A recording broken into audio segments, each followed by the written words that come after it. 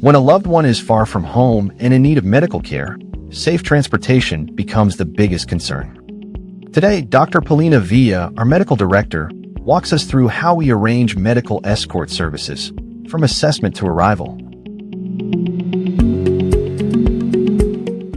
Our process begins with thorough medical evaluation. We focus on key factors like patient's oxygen and pain levels, mobility, heart stability, neurological status, whether they require continuous monitoring, risks of in-flight deterioration. Our goal is to determine if the patient is stable enough to fly, what equipment they will need, and if a commercial flight is medically safe.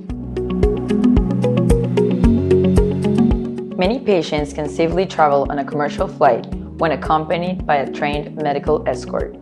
Typical conditions include patients with fractures, stroke patients who are stable, post-surgery patients requiring monitoring, patients needing oxygen support, elderly patients with mobility issues or cognitive impairments, patients with chronic conditions who cannot travel alone, stable respiratory cases requiring continuous oxygen or nebulizers, cancer patients requiring comfort care. More serious cases with unstable vitals require air ambulance transport instead. Once fit to fly, our team arranges every detail: airline medical forms, seat arrangements, oxygen supply, medication, and mobility support. On the travel day, the escort meets the patient at the hospital, performs final checks, and accompanies them to the airport. Throughout the flight, the escort monitors vitals, manages medications, ensures comfort, and handles any potential complications.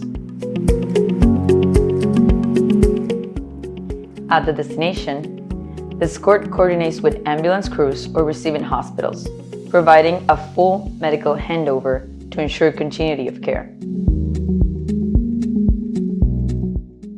Through expert assessment, careful planning, and compassionate care, medical escorts make long-distance travel safe for patients who cannot travel alone. Our team is here to support your families every step of the way.